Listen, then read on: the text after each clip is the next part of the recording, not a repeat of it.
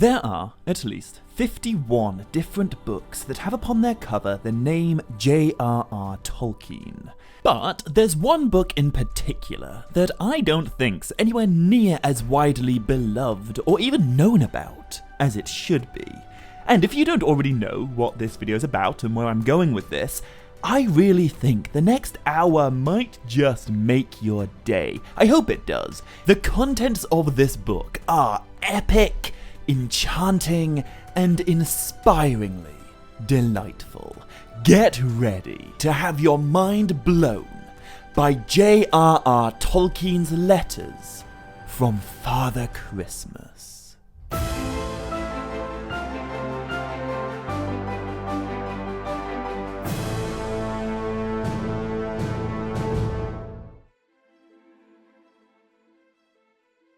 In the year 1920, in the first house on Alfred Street, in Oxford, in England, there lived a boy called John. And in that year, 1920, 3 days before Christmas, John received a letter with his name on it, despite being only 3 years old. The envelope bore a stamp from the North Pole and a return address, Christmas House, the top of the world. Little John, very carefully, I imagine, opened the beautifully painted letter, and he asked his father to help him read the shivering handwriting and the word signed at the bottom, "From your loving Father Christmas." And the most amazing thing of all, only a few days earlier, John had been asking his father all about this Father Christmas. What was he like? Where does he live? Does he have many friends? So, next Christmas, John responded with a letter of his own, which he posted off to his loving Father Christmas, Christmas House, North Pole, top of the world. And thus began an annual correspondence that would go on to last over 20 years, a Christmas tradition of sending and receiving letters from Father Christmas and his colourful cast of friends with whom he shares the North Pole. The letters contain stories of adventure and whimsy, but also epic battles of elves and goblins, all exquisitely crafted and illustrated and addressed for the 4 children of the Tolkien family, the children of Professor JRR. And over the years, these letters exploded. They grew with the children, Christmas by Christmas, until the world of Father Christmas and his colourful friends became something truly extraordinary. And there are moments in these letters, in these stories, where glimpses might be snatched of things that we would recognise in Middle-earth, but long before Middle-earth looked the way that we now know it to. These are echoes of a legendarium that was also growing over these 20+ years, evolving with Tolkien and his family. So, let's dive into this staggeringly wholesome world of Christmas spirit and fatherly love, tales of magic and heroism and friendship, tales of Tolkien's. For the first couple of years, the letters were delightful, but relatively low-key. Or I suppose one could say they are the tip of an iceberg. They give us a few details about the character of Father Christmas. He's 1,927 years old, his birthday is Christmas Day, and he's a very busy guy. But in 1925, everything suddenly changed. This letter is amazing. It was addressed to John, now 8 years old, and also to his brother Michael, 5 years old. And not only does it contain a wonderfully whimsical story and beautiful watercolor illustrations, it also marks the introduction of a new character, a widening of this Christmas world. And following this letter, every single one is going to have at its heart this brilliantly Tolkienian friendship. A friendship between Father Christmas and his well-meaning but occasionally incompetent helper, the Great North Polar Bear. There are a few future Middle-earth friendships that these two seem like a bit of a blueprint for, but for the most part, it's Gandalf and Pippin who they really remind me of. North Polar Bear causes so many frustrations for Father Christmas throughout these letters, and Father Christmas complains so much to the Tolkien children about North Polar Bear's mischief and misadventures. And yet, over the course of these letters, it becomes undeniable that Father Christmas really does love his North Polar Bear. Very much indeed. And NPB, as North Polar Bear sometimes known, will learn his true name in a few letters' time, also writes to the children complaining about Father Christmas and defending himself. Sometimes he writes an extended PS, using a completely different handwriting style, of course. Sometimes he'll interject notes, thoughts, and explanations in the margins, but from this moment on, these letters are no longer only from Father Christmas. North Polar Bear is going to be an incredibly important character in these letters. One might even call him their chief hero. But just before I go into some of the escapades that these characters get up to between Christmases, I first want to talk about where in their lives the Tolkiens were while these letters were being written and received. By the time of North Polar Bear's introduction in 1925, Professor JRR and his wife Edith had 3 children: John, Michael, and little baby Christopher, as in the Christopher Tolkien, who would go on to give us so much of his father's unfinished legendarium later in life. And by this Christmas, JRR Tolkien was a 33-year-old professor. He began writing these letters when he was only 28, but by this point in his life, Tolkien had already constructed the origins of Beren and Luthien, the tale of Turin Turambar, and the fall of Gondolin. He'd survived the Battle of the Somme, along with a great deal more of the First World War. But he hadn't even started thinking about The Hobbit. He had the elder days of Beleriand on his mind, but not hobbits, or wizards, or magic rings. All of that would come a few years later, along with Tolkien's 4th and final child, his only daughter, Priscilla. And although these letters from Father Christmas began with Tolkien's eldest, John, it is Christopher and Priscilla who kept on writing. Their faith in and fascination with Father Christmas is the reason we have so many of these letters, 23 years worth, in fact. But anyway, according to these letters, what's going on in the North Pole? Well, for the 7 Christmases spanning 1925 to 31, the stories we get are what I would call shenanigans. They are really fun tales of whimsy and mishap, but the stakes are generally pretty low.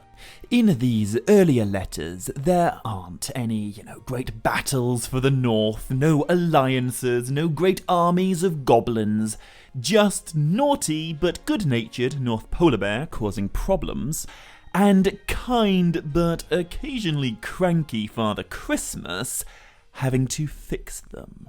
I say the stakes are low. In his 1927 letter, Father Christmas told the Tolkien children that after his friend the Man in the Moon came down for a visit, North Polar Bear got him so drunk on brandy that he fell fast asleep, which allowed dragons to attack the moon, smothering it with their smoke and threatening to put out its light. But thanks to the terrificalist of all Father Christmas's freezing magics, the dragons were eventually driven away and the moon was made safe.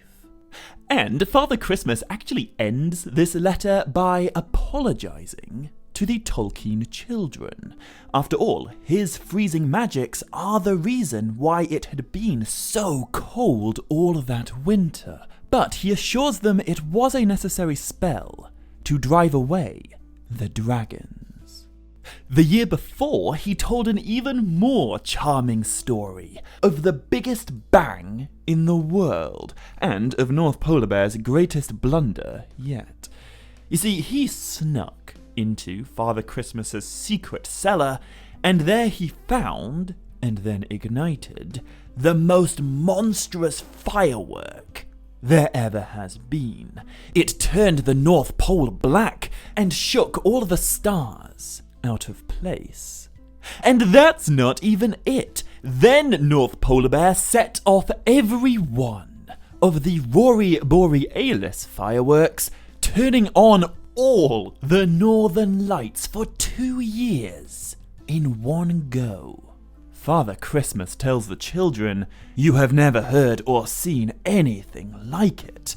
I have tried to draw a picture, but you can't paint fizzing light, can you?" Year after year, there came letter after letter telling story after story about the great North Polar Bear and the problems he causes for Father Christmas. In 1925, he tried climbing the North Pole, which is an actual pole, apparently, but it broke, and he ended up falling on, and then subsequently destroying, Christmas House. In 1928, he fell down the stairs and broke all the presents. In 1929, he allowed an awful gale to mess up the workshop, and in 1930, he caught whooping cough. But I think the main point of these earlier letters was all to do with what we'd call, in modern terms, world building, establishing the feel of the North Pole and all the characters that inhabit it. Almost every Christmas, new characters are introduced, and many of them will go on to be recurring features in future letters. In addition to the Man in the Moon, who I've already mentioned, there are also North Polar Bear's naughty nephews, the polar bear cubs Puxu and Valkatuka, which mean respectively fat and white hair in Finnish. But there are also much more mysterious figures, relations of Father Christmas's, who share the North Pole with him. Firstly, there's Father Christmas's father, Grandfather Yule, and secondly, there is the very enigmatic Green Brother of Father Christmas, who I would suggest exists in these letters simply as a way of explaining to the children why it is that in lots of pre-Victorian imagery, Father Christmas is often portrayed as wearing green. And we're also introduced to the snow elves and snowmen that inhabit the North Pole. Not like snowmen, although there is also a living snowman who does appear in these letters, but as in like snowmen. Men of the snow, the only mortal people who live close to Father Christmas.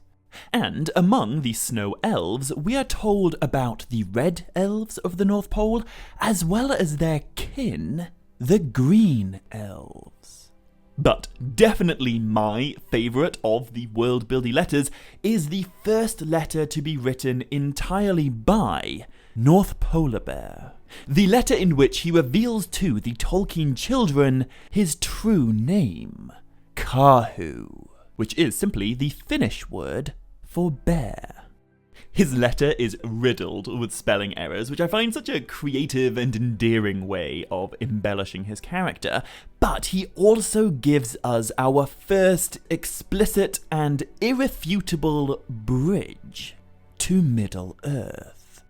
You might already be thinking, some of these stories are sounding conspicuously familiar.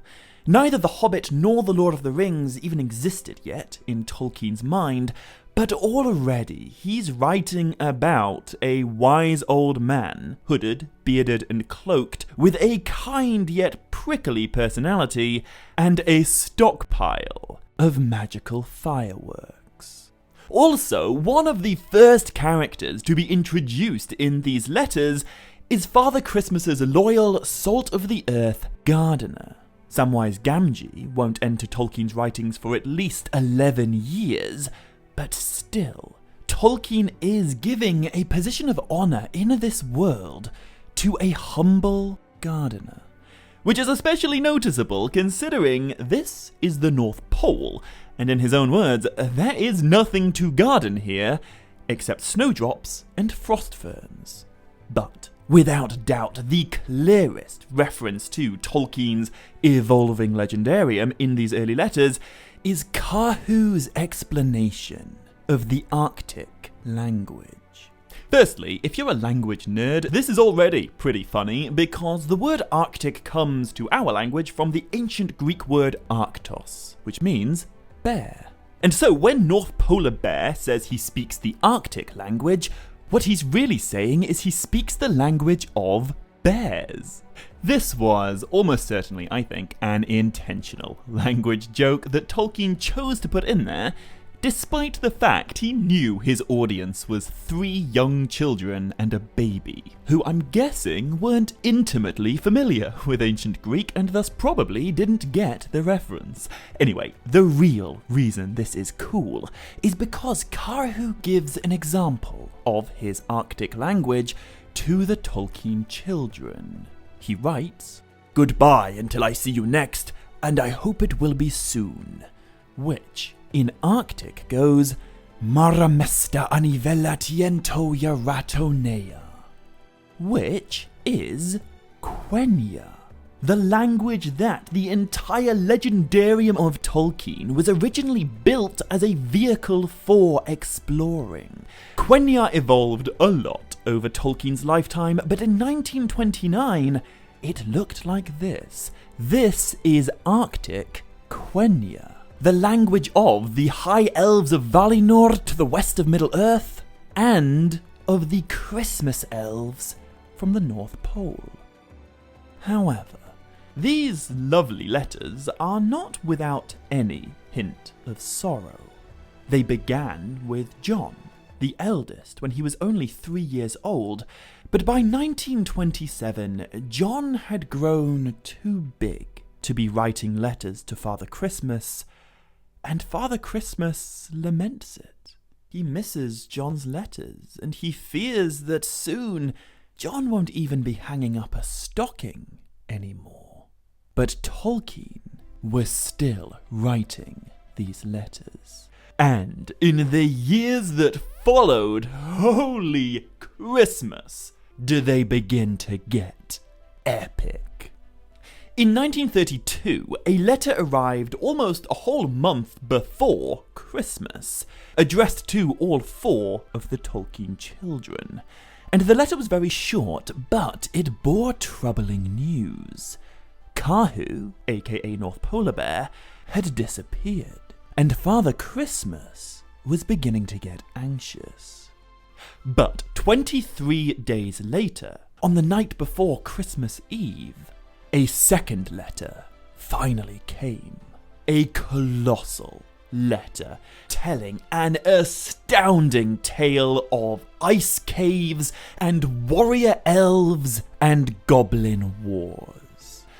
And it all began with funny noises coming from under the ground. Father Christmas feared that it may be an earthquake, but Kahu suspected something quite different.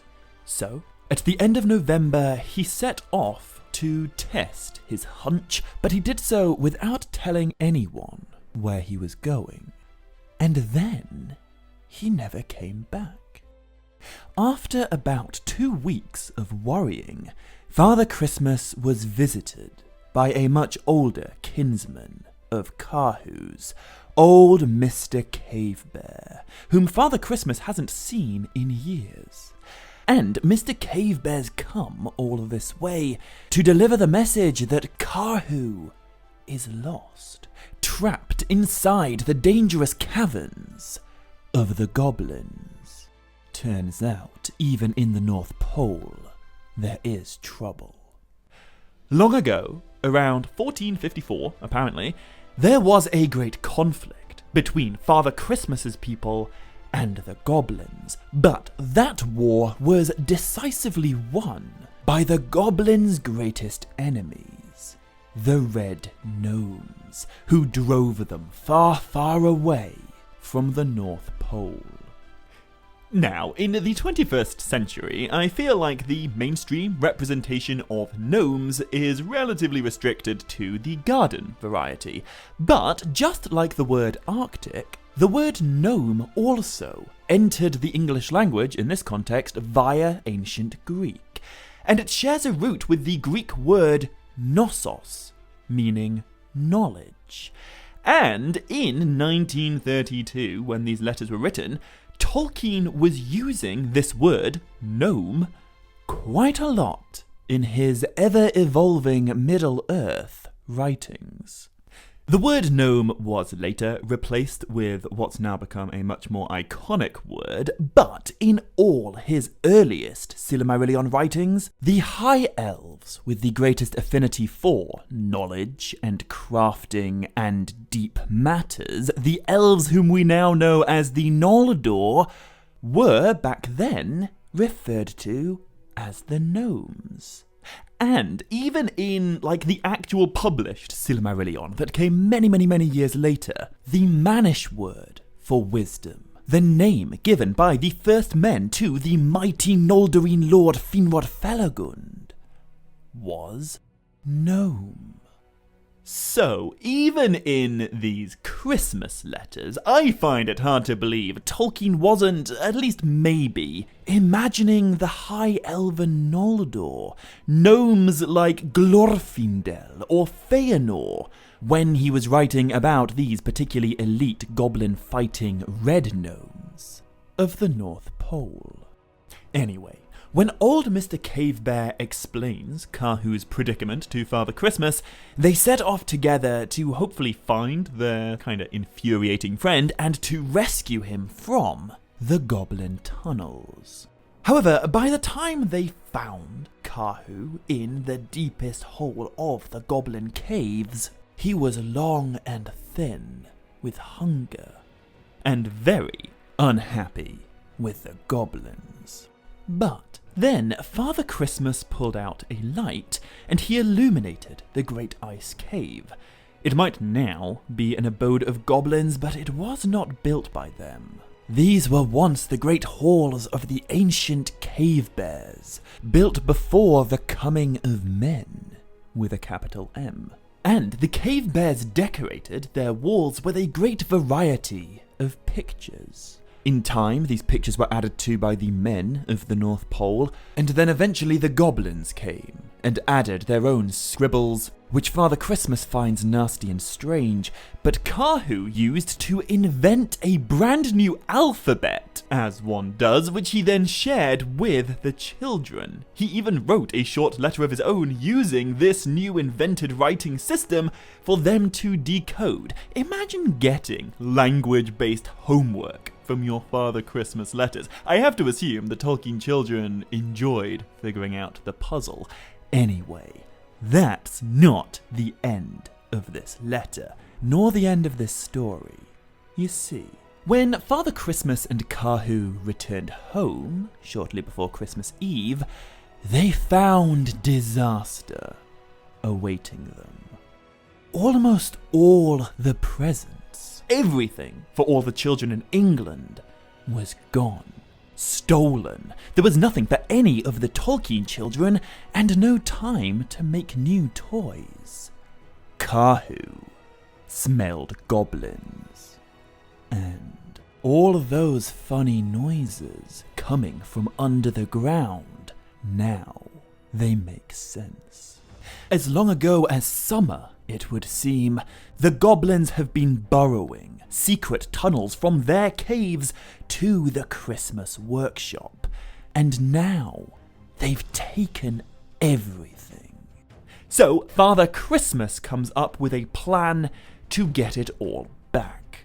He puts on his green trousers, a gift from his green brother, for apparently goblins hate the colour green, and then he set off with Kahu back towards the ice caves to confront the goblins. But Father Christmas is not a fighter. Instead of engaging the enemy, he had Karhu blow special green smoke into the caves, which caused the goblins to shriek and run out the other end, where it turns out a great company of red gnomes was waiting. In the end, hundreds of goblins were captured, and many, many more were chased away into the snow.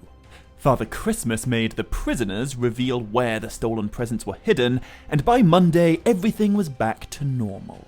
The Red Gnomes promised that they would deal with the rest of the goblins, and that by New Year there wouldn't be a single one left in the North Pole. But Father Christmas wasn't so sure, and turns out he was right to doubt. Because the very next year, the Tolkien children received another, equally epic letter from their wintry friend, telling them that this year, the goblins have returned, and the North Pole has suffered its worst attack in centuries. Almost. There was no Christmas. According to Father Christmas, there came thousands of goblins. According to Karhu, millions. Throughout the long year, they'd mustered in the mountains, gathering all their wicked, wild, and angry friends during the summer, when Father Christmas's magic was at its weakest. And when they finally perceived that their time had come, the goblins attacked the North Pole like a storm of screaming demons. But their coming was not entirely without warning. For Karhu the North Polar Bear once again smelt their nasty smells. And in the words of Father Christmas, who doesn't always have the nicest things to say about his polar helper, this time, Karhu absolutely saved Christmas. One night, around the 21st of November, which is Christopher Tolkien's birthday, by the way, Father Christmas awoke to the sound of squealing and spluttering. Then he smelled that nasty smell. Then he saw a goblin face at his window. Which is particularly troubling because in earlier letters we were told this bedroom is high up above the cliff, so this isn't any old goblin peering in. It's one of the bat-riding goblins, whom Father Christmas has not seen since the Goblin War of 1453. Within moments of waking up, he heard a terrific din begin downstairs, down in the cellars, down where all the presents were being kept. Father Christmas rushed to his stores, and when he got down there, he found 1,000 goblins and Karhu, squeezing them, squashing them, trampling and boxing and kicking them, launching them sky high. He was splendid, Father Christmas tells the children, and I enjoyed it very much, Karhu adds in the margin.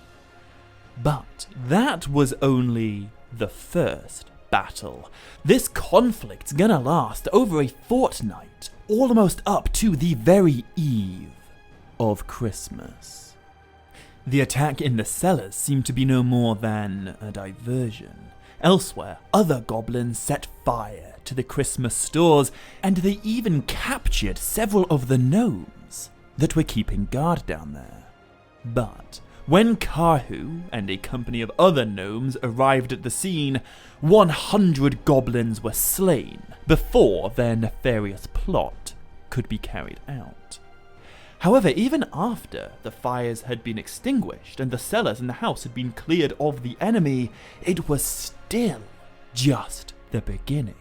Beneath a wintry moon, the ground was black with goblins.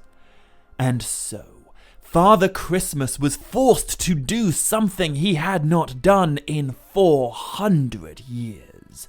He took down his great golden horn, Windbeam, it's called, from above the mantelpiece, and he sounded it. and the noise of this horn call carried as far and as fast as the north wind blows, summoning all the friends of Father Christmas to battle. Presumably, the man in the moon came back down, the green brother and grandfather Yule, Kahu, of course, and his nephews Paksu and Valkotuka, mighty gnomes, a great many snow elves, both green and red, snowmen, the snowman gardener, all came at the summons of Windbeam.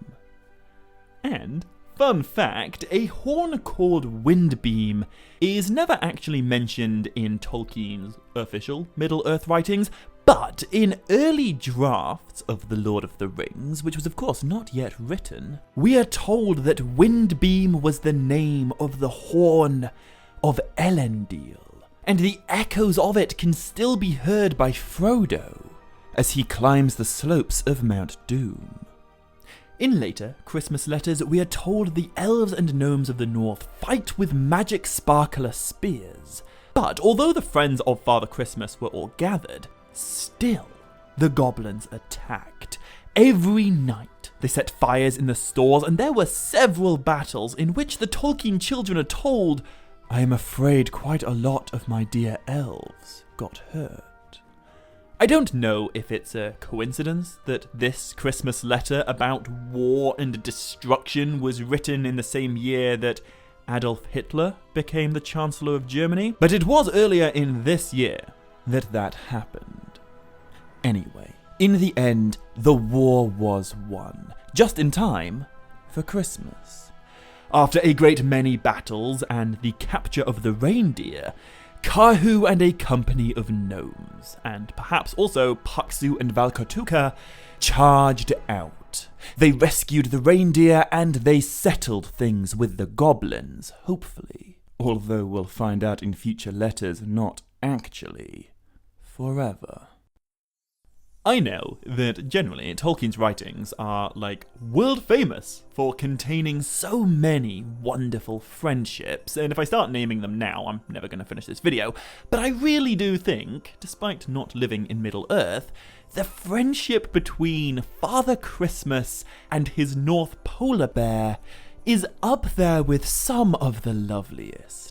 They don't always get on, they're kind of like an old married couple at times, but when push comes to shove, when it matters, they have so much love for each other. Kahu fights fiercely for Father Christmas, and despite the quippy nature of their letters, Father Christmas clearly has an immense fondness for Kahu.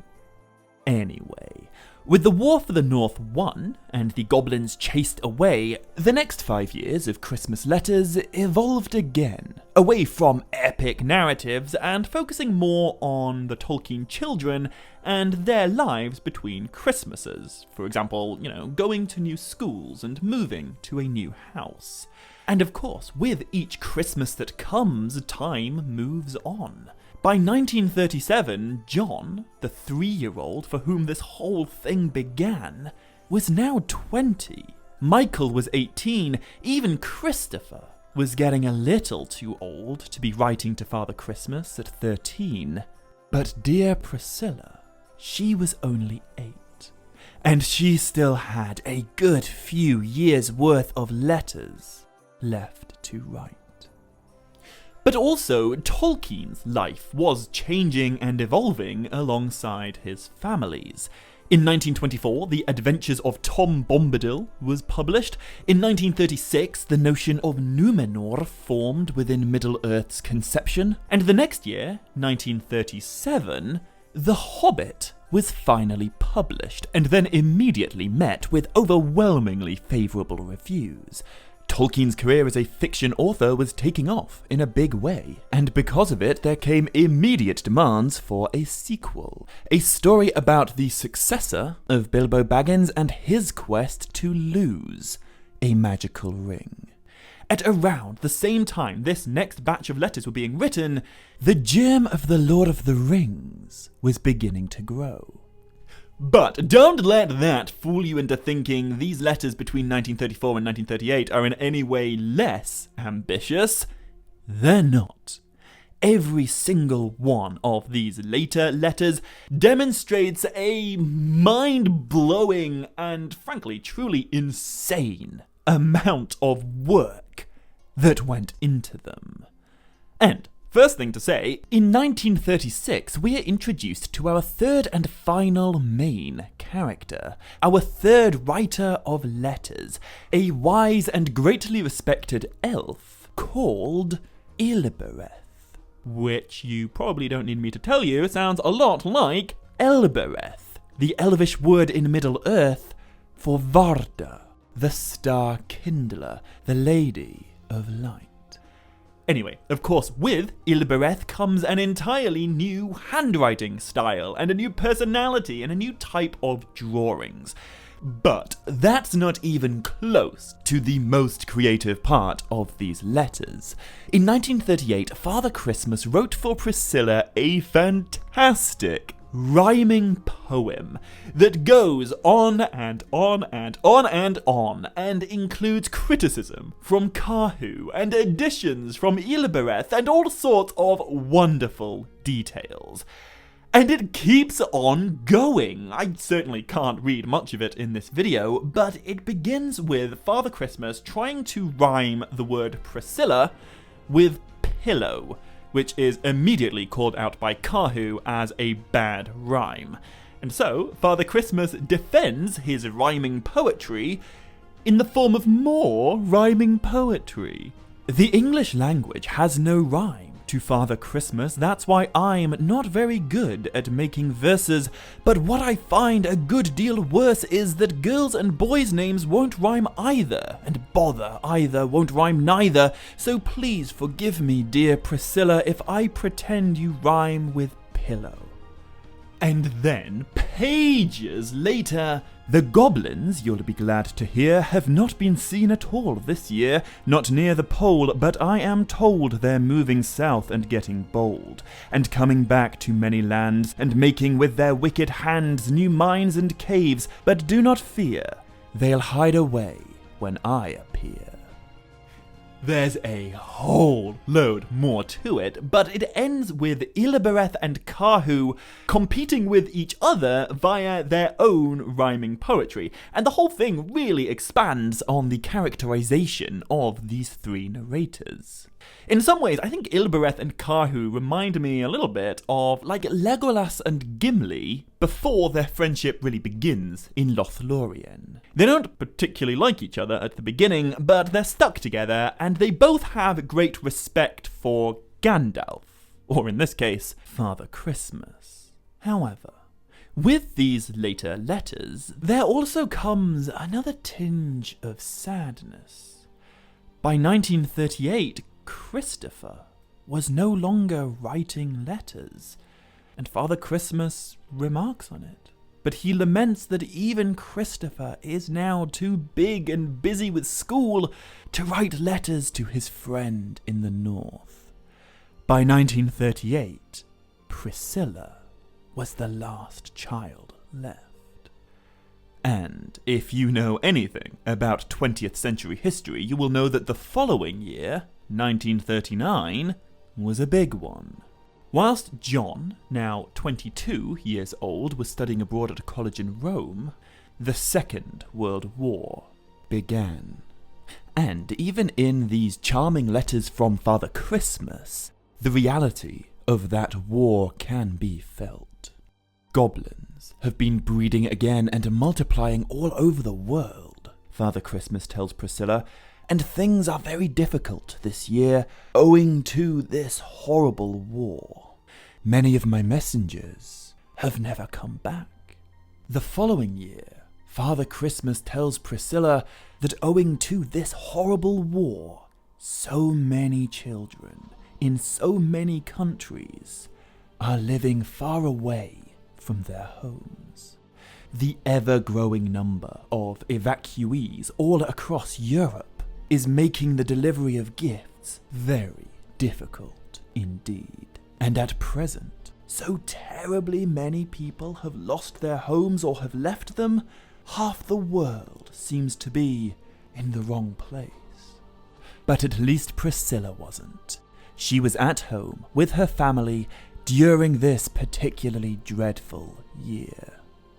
However, both Michael and Christopher Tolkien did play quite active roles in the Second World War. Michael was awarded a George Medal for his service during the Battle of Britain, and in 1943 Christopher joined the Royal Air Force and was shipped to South Africa for his training, though I don't believe he ever saw any combat.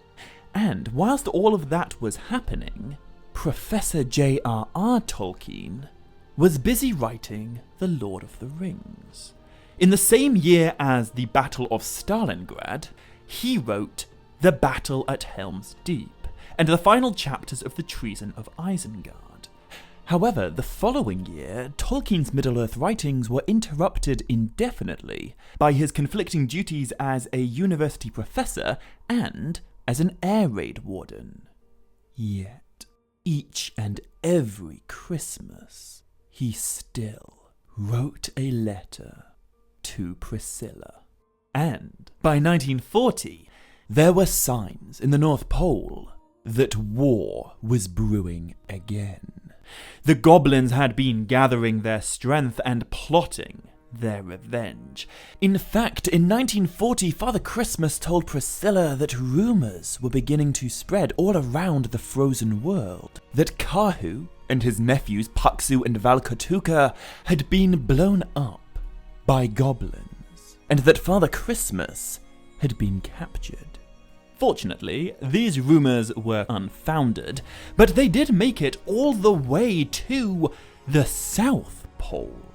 When the penguin chieftains of that land heard this troubling story, they sent 50 of their fighters swimming all the way up to the North Pole, not to escape war, but to find it, to rescue Father Christmas, and to avenge the North Polar Bears. Turns out, in 1940, the aid of this penguin alliance proved unnecessary. But a last battle is coming.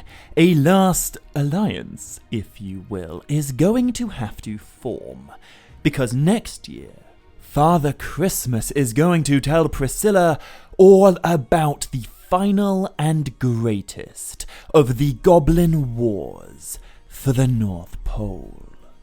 In the autumn, fighting broke out again, worse than it had been for centuries. There were several great battles of elves and goblins, and for a while, the house of Father Christmas was besieged by the enemy.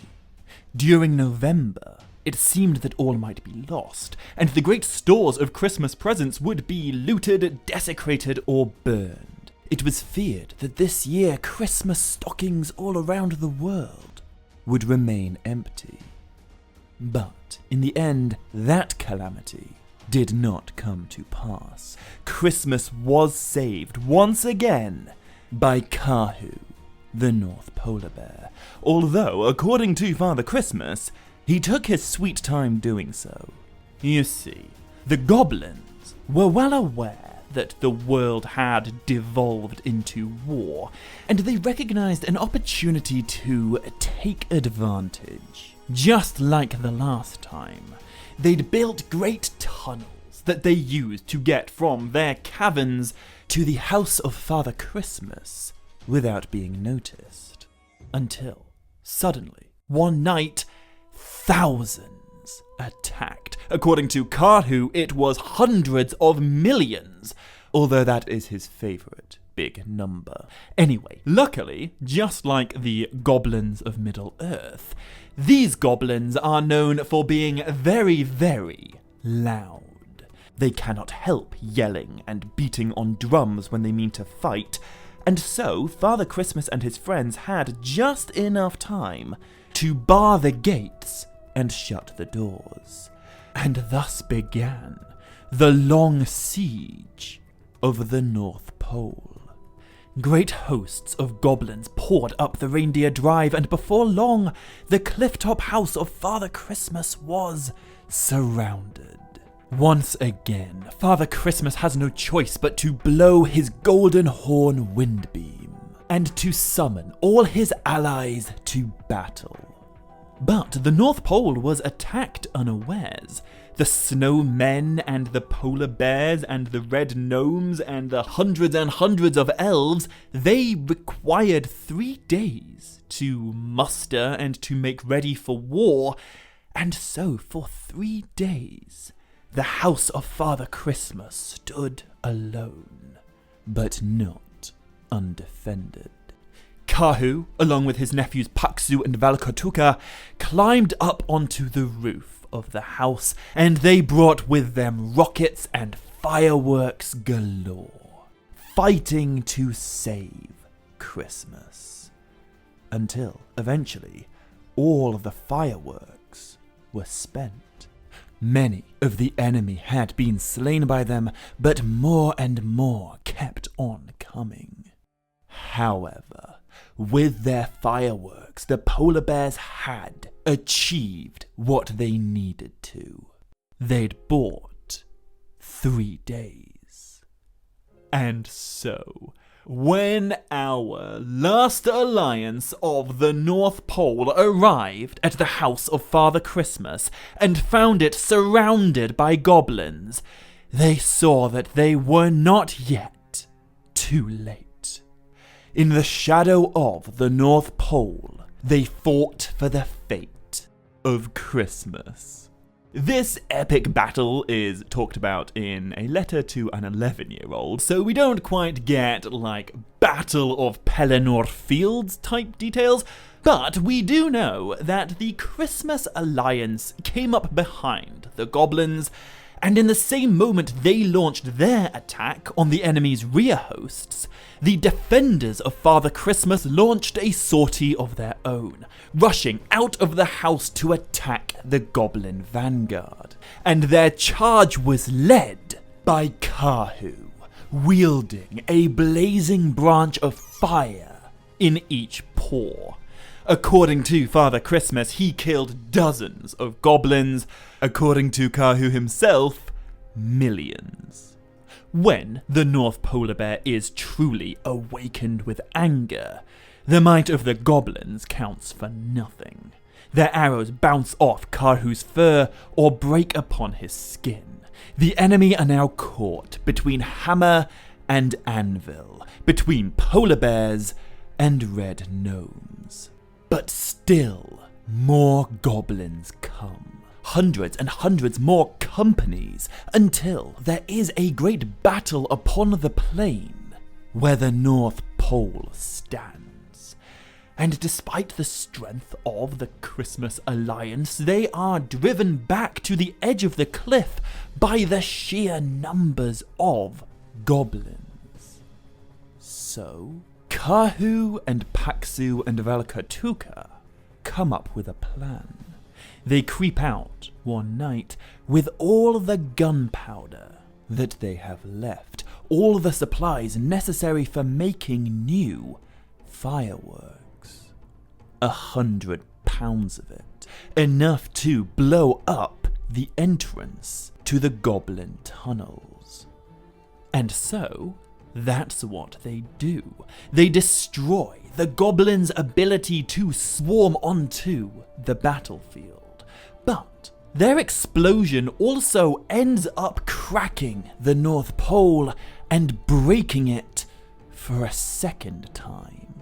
But because of it, before long, the gnomes and the bears and the elves and the men, maybe the penguins, are all able to win the battle and to drive away the goblins once and for all. And, right, I'm aware these are Christmas letters from a father to his daughter, not intended to be read by anyone else outside of the family. But still, it seems Tolkien did give Kahu a wonderful little character arc 20 years in the making. In the early letters, Father Christmas complains about his well-intentioned but thoroughly mischievous and slightly incompetent North Polar Bear who broke the North Pole by trying to climb it, destroyed Christmas' house by falling on top of it, and made the North Pole black by setting off 2 years' worth of fireworks all at once, lighting the Rory Borealis lights when he knew he shouldn't have, because he thought it would be fun. And, in the end, Karhu breaks the North Pole again, and he causes another great explosion with fireworks, but this time it is to save the house of Father Christmas, and he does so by sacrificing all of the stuff for making fireworks and crackers for some years. Karhu chooses to forfeit his future mischief in order to win the battle and to save his friends. And, in the words of Father Christmas, Polar Bear is rather a hero. I hope he does not think so himself, to which we're told Karhu most certainly does, but of course he is a very magical animal, really.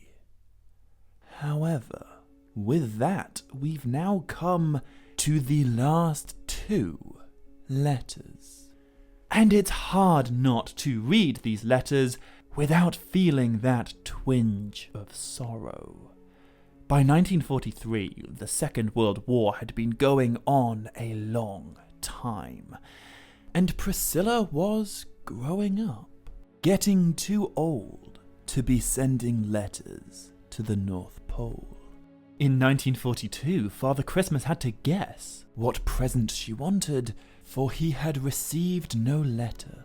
It was the first year in 23 that not one of the Tolkien children wrote to their wintry friend. But he still wrote a letter for her. He laments, deliveries are more difficult than ever this year, with so many damaged houses and houseless people. But at least the goblins are quiet. It's been peaceful and merry in the North Pole, and Windbeam is thankfully back above the mantelpiece, gathering dust where it belongs. Next year, Father Christmas sent one more letter, but it would be the last. Priscilla was now 14 years old, John was 26, and their father was 51. He wrote to his dear Priscilla. He does still have a few little gifts for her, but after this, he shall have to say goodbye. For there are so many children hanging up their stockings for the first time, and Priscilla's hanging up hers for the last. But he shall never forget her. We always keep the numbers of our old friends and their letters, and later on we hope to come back when they are grown up and have houses and children of their own. He asks Priscilla to give very much love from him to her brothers, to John and Michael and Christopher, and then he bids his dear friend farewell for the final time. It's hard not to wonder, what must Professor Tolkien have been feeling as he penned this final letter, knowing it was the end of a tradition he'd begun almost half of his lifetime ago. A tradition he'd put so much work and creativity and love into. I suppose we must all outgrow letters from Father Christmas eventually, but I like to think that for Priscilla and Christopher Tolkien particularly, their relationship with Father Christmas didn't really end with their growing up. The magic of childhood Christmas was made for them by the writings of their father. And the writings of their father only continued to mature and to evolve and to grow as they did. I'm sure you already know how Professor Tolkien's legendarium and Christopher Tolkien's life will become inexorably bound in the decades that follow these letters. But to a smaller and subtler extent, so too will Priscilla's. In the year following this final Christmas letter, Priscilla's relationship with her father's writings transformed. While Professor JRR was handwriting early drafts of The Return of the King, Priscilla, still only 14, helped her father by typing up the early chapters of Fellowship of the Ring. And until surprisingly late in the writing process, the character that we now know as Frodo Baggins was called Bingo Baggins, or Bingo Bolger Baggins by the 4th draft, named after a family of toy koala bears belonging to Priscilla. As The Lord of the Rings continued to develop into the story we all know and love, Bingo turned into Frodo, but whilst that change was being implemented, Priscilla was there, at the typewriter, helping her father. She wouldn't be writing to Father Christmas anymore, but she was still sort of writing with him, alongside him, as he constructed new and even more wonderful stories of goblins and elves, and unlikely friendships, loyal gardeners, epic battles, and wise old men with the most magnificent fireworks. And so, my dear friends, that is it.